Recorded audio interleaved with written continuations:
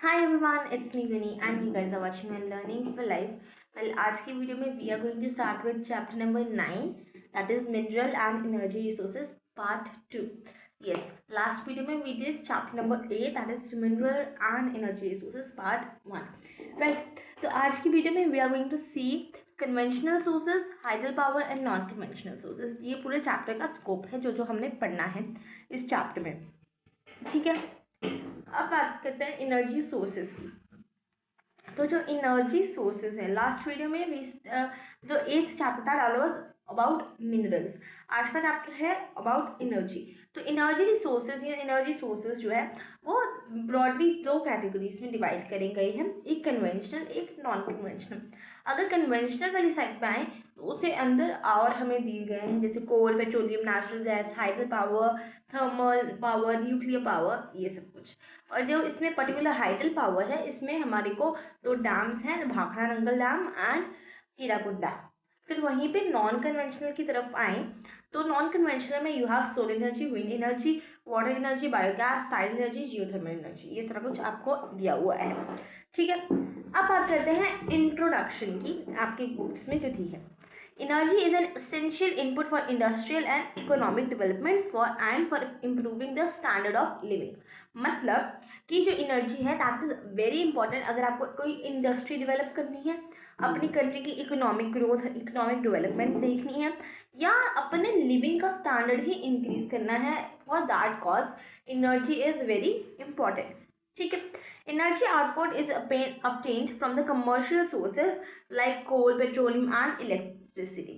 जो commercial sources है जैसे कोल, पेट्रोलियम, इलेक्ट्रिसिटी, वहां से हमें एनर्जी आउटपुट मिलता है.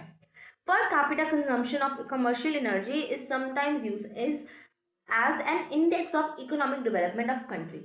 तो इकोनॉमिक डेवलपमेंट ऑफ कंट्री का इंडेक्स कैसे निकालोगे? आप निकालोगे that is equal to the per capita consumption of commercial energy sources.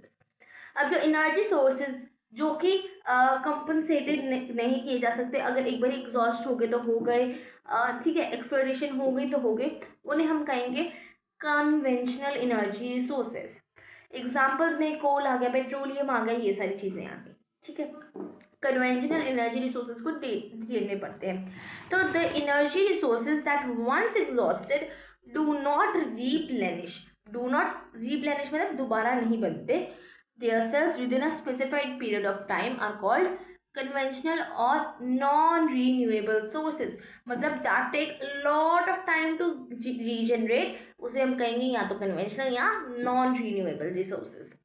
ठीक है, फिर आ गया एग्जाम्पल है कोल, गैस, ऑयल, ये सारा कुछ कन्वेंशनल एनर्जी रिसोर्सेज या नॉन रिन्यूएबल एनर्जी रिसोर्सेज में आ जाएगा. As the rate of consumption is much greater than the rate of formation, rate of consumption ज़्यादा है, यूज़ करने का रेट ज़्यादा हो रहा है, बन कम रहा है, इसलिए these energy resources have been depleted and do not replenish.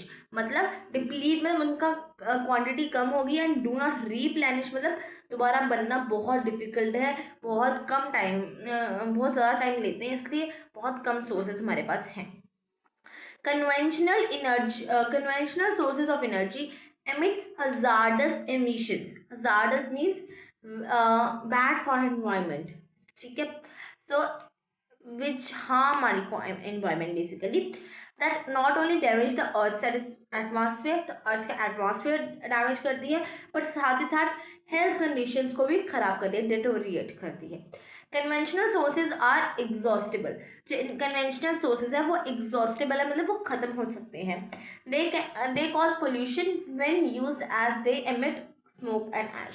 तो जब यूज करोगे तो वो काफी पोल्यूशन बनाएंगे क्योंकि वो स्मोक और ऐश को एमिट करते हैं.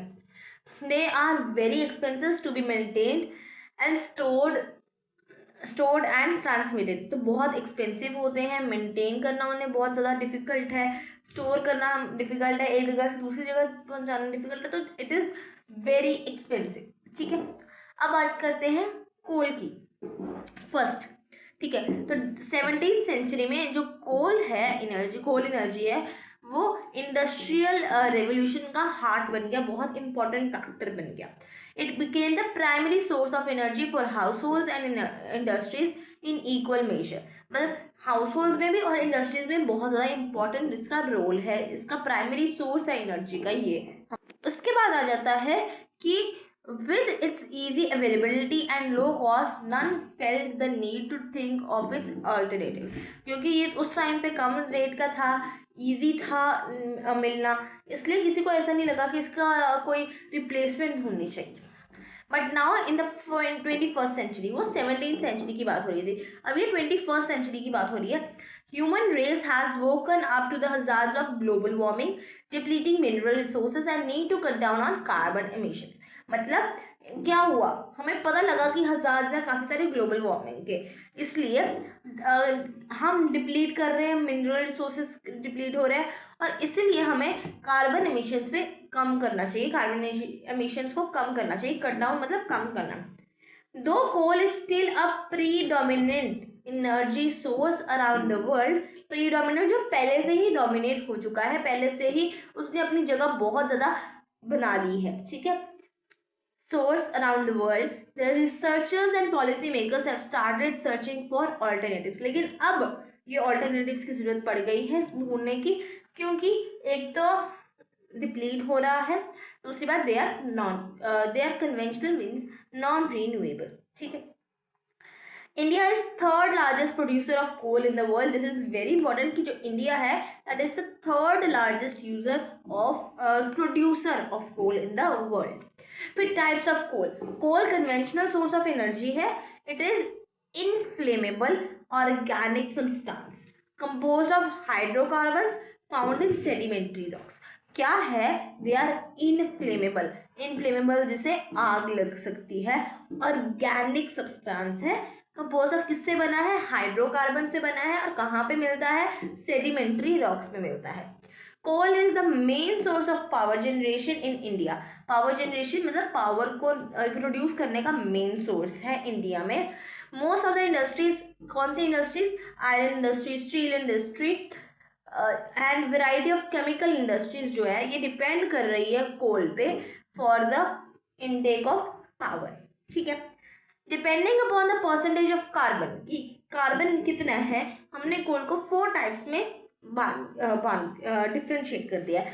सबसे पहला आता है एंथ्रेसाइट। एंथ्रेसाइट में 80% से ज्यादा आता है, तो it is the most superior quality of coal, ठीक है। It is the best quality of coal और कंटेन करता है over 80% of carbon. It is hard, इसकी फीचर्स हार्ड है, कॉम्पैक्ट है और ब्लैक इन कलर है, क्योंकि कोल का कंटेंट ज्यादा है।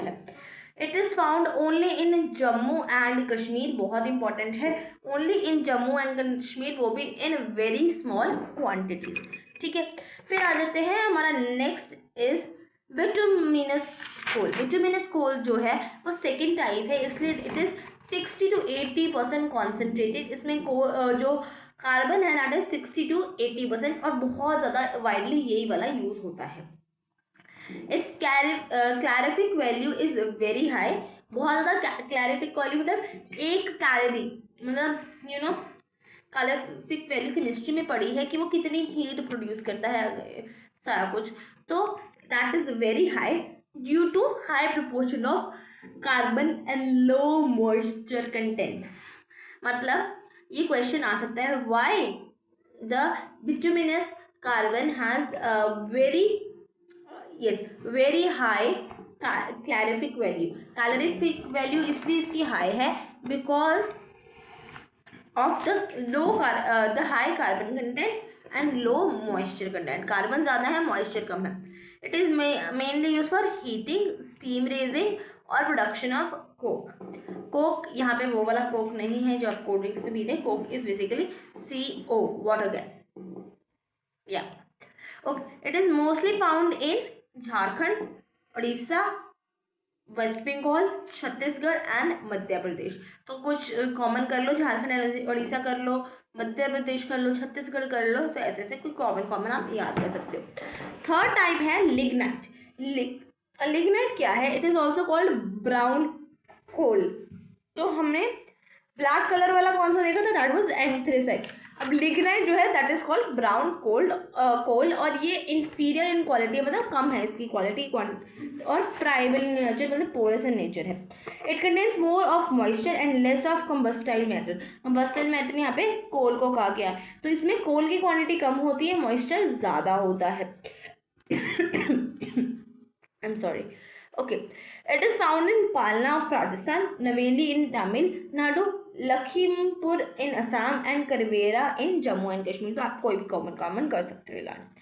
Then next is peat. Peat is the first stage of transformation of wood to coal. तो wood से जब कोल बनता है और वो जो कच्चा कोयला जिसे कहते हैं that is peat, और it contains about 50 to 60% of carbon. It emits more smoke, ज़्यादा smoke प्रोड्यूस करता है, leaves a lot of ash, बहुत ज़्यादा ash लीव करता है आफ्टर बर्निंग। इंडिया में कहाँ कहाँ मिलेगा? झारखंड में मिलेगा, उड़ीसा में मिलेगा, वेस्ट बंगाल में मिलेगा, मध्य प्रदेश में मिलेगा, और 90% ऑफ कोल रिजर्व इनके ही हैं। ठीक है।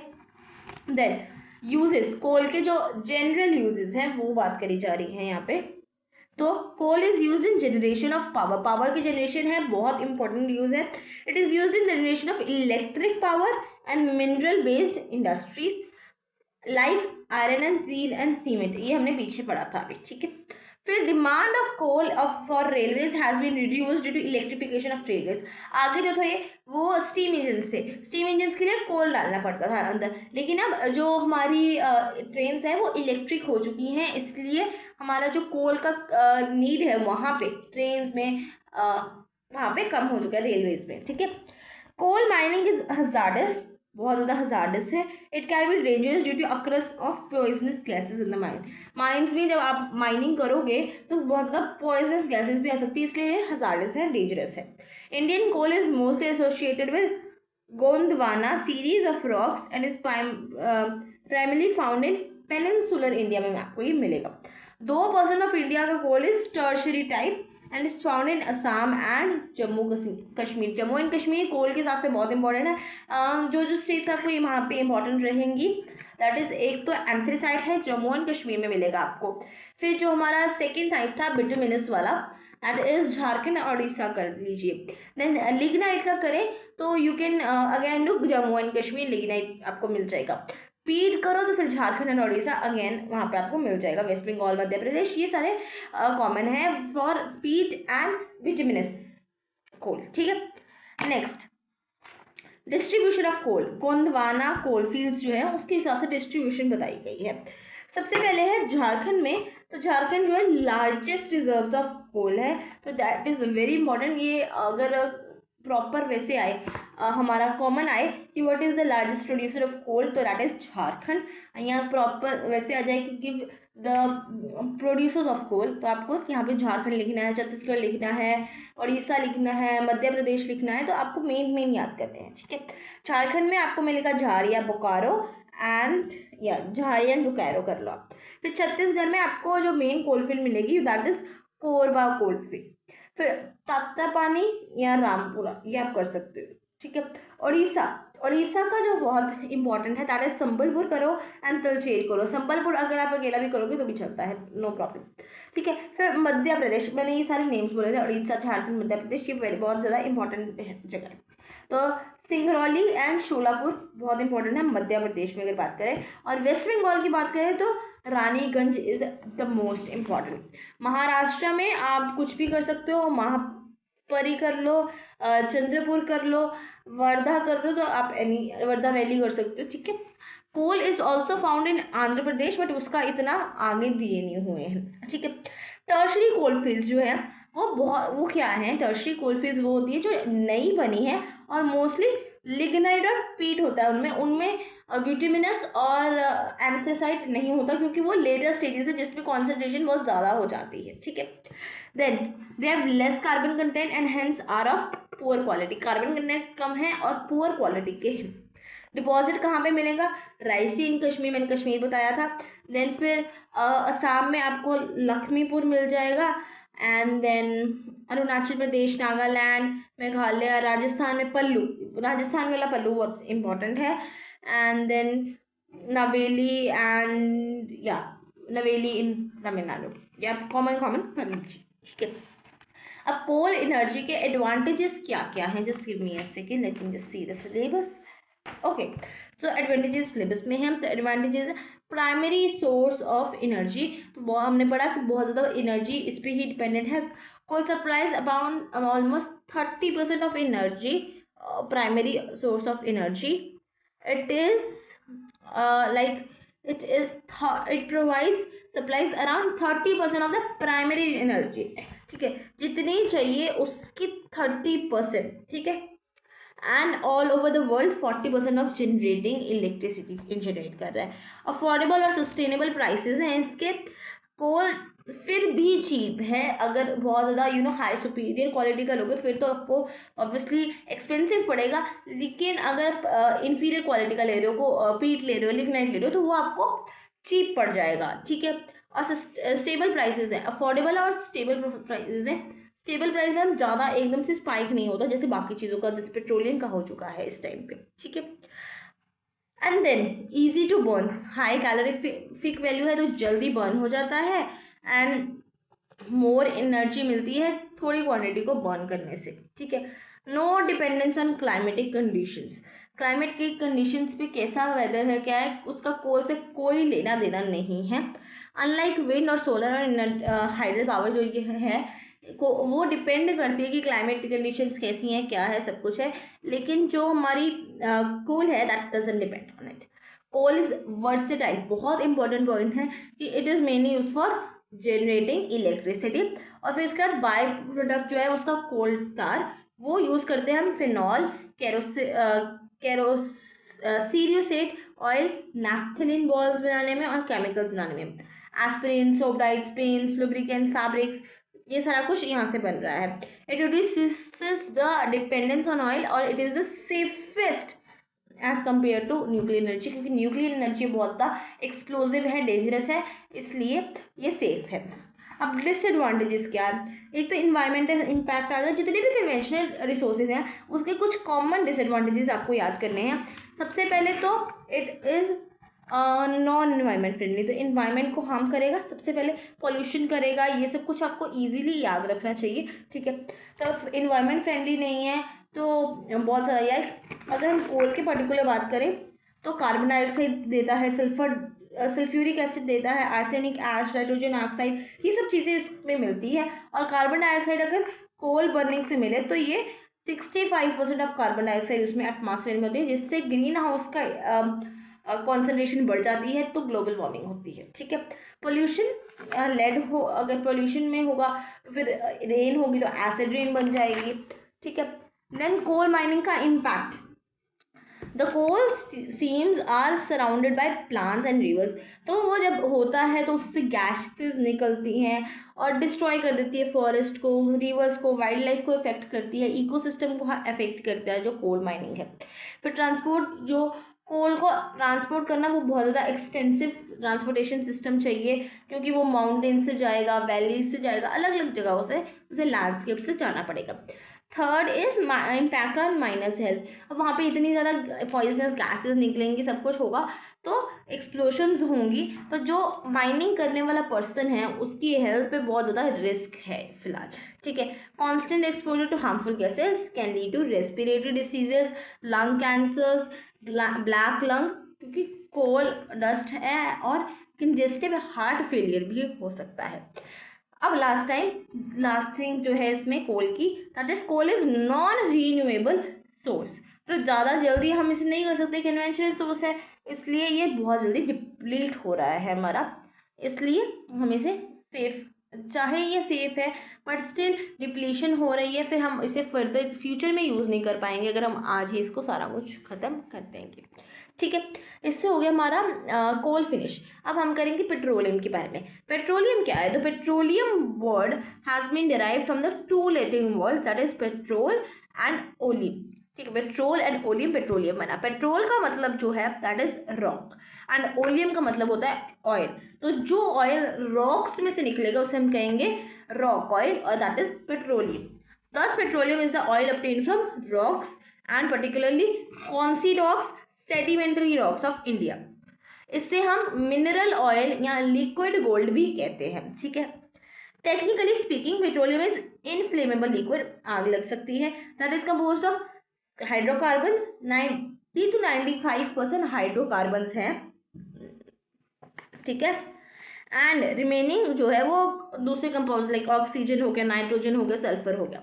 अब पेट्रोलियम के जो कॉमन यूजेस हैं, सबसे पहला petroleum and petroleum products are mainly uses locomotive power, इसने ट्रांसपोर्टेशन को रेवोल्यूशनाइज कर दिया है, ठीक है।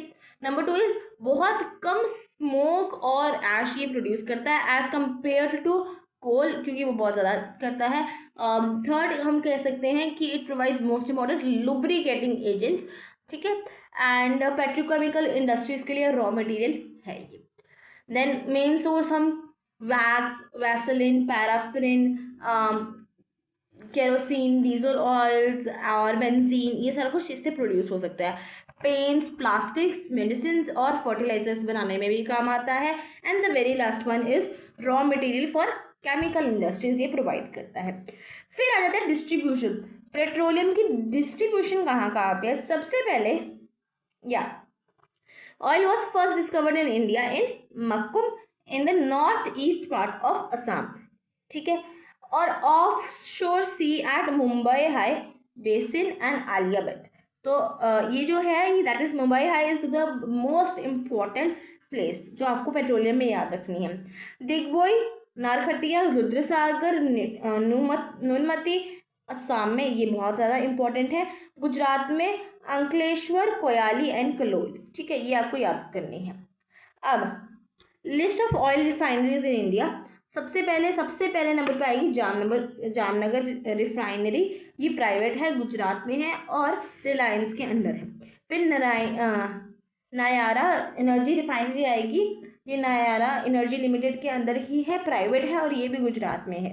फिर कोची रिफाइनरी आती है, that is Bharat petroleum corporation limited के अंडर, पब्लिक है, केरला से है। मथुरा रिफाइनरी है, ये इंडियन ऑयल कॉरपोरेशन के अंदर है, ये भी पब्लिक है एंड उत्तर प्रदेश से है, ठीक है।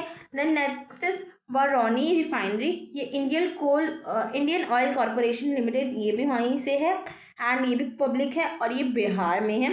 नेक्स्ट है दिग्बोई में असम में, दैट इज पब्लिक, ये भी इंडियन ऑयल कॉरपोरेशन लिमिटेड के अंदर है और इसका नाम है दिग्बोई रिफाइनरी, क्योंकि ये दिग्बोई में है असम में, ठीक है।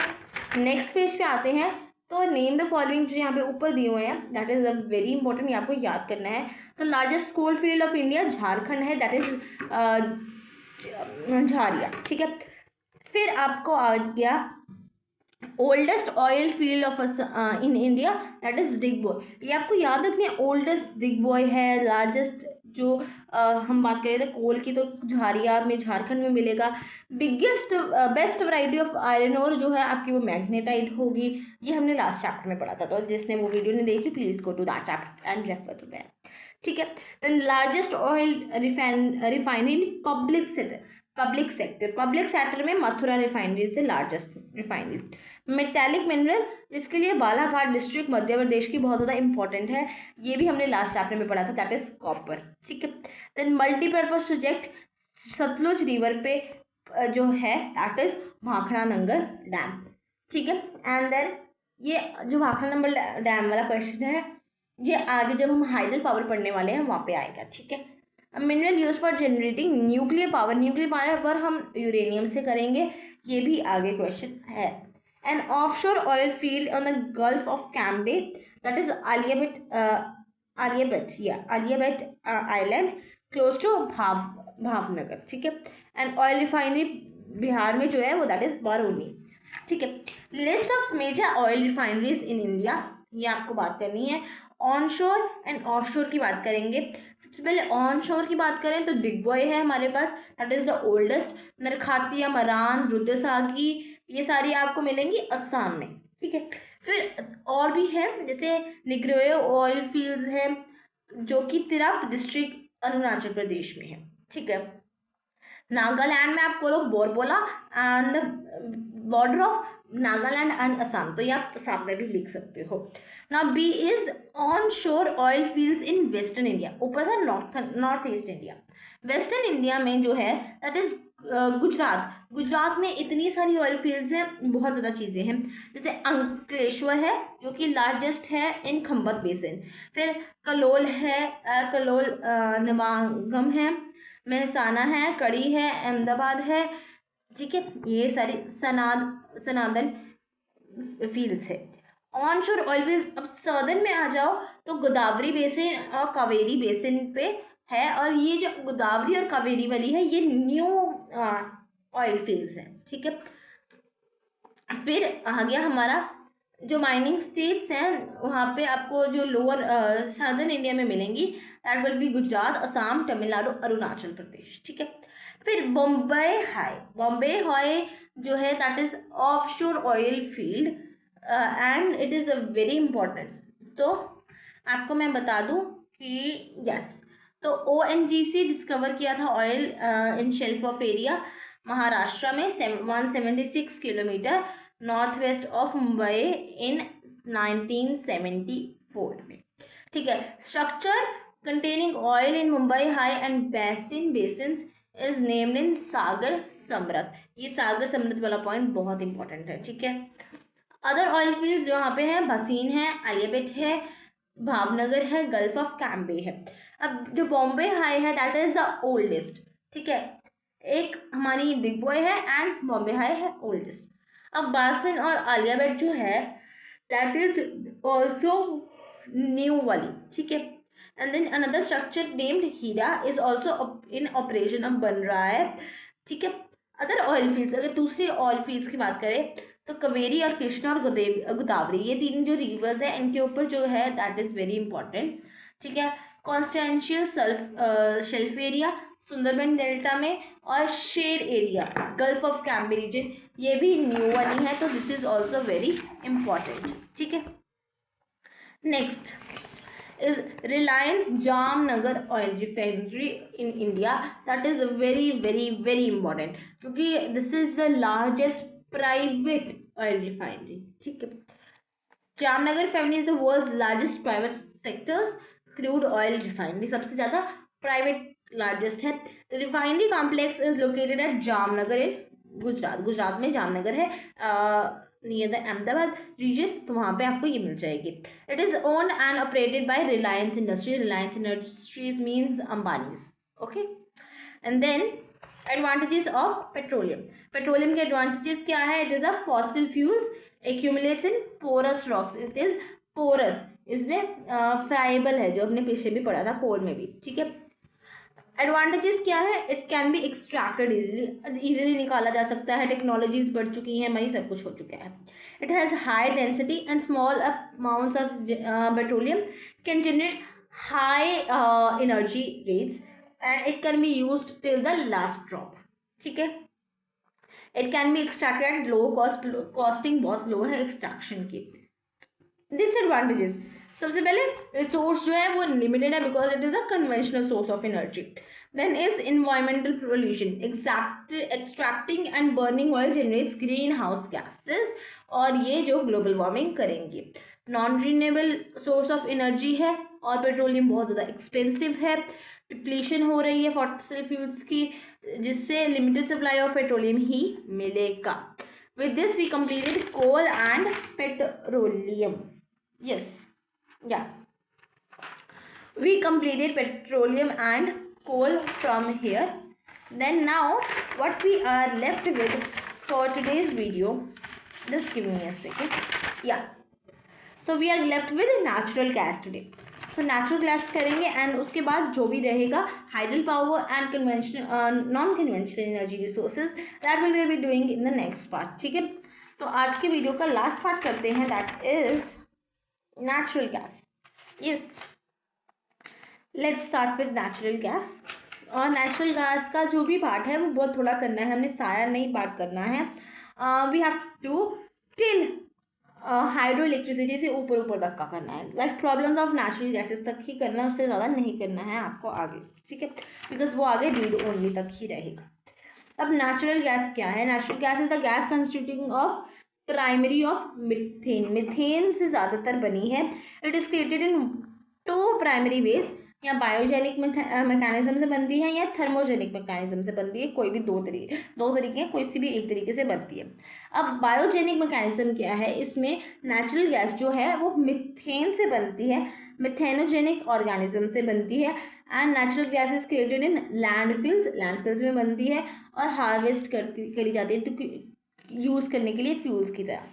फिर थर्मोजेनिक तरीके से जो बनती है, that is created inside the earth at great temperature, temperature ज़्यादा किया जाता है और प्रेशर भी कंडीशंस बढ़ाई जाती हैं और बरिड ऑर्गेनिक मटेरियल से उसे बनाया जाता है।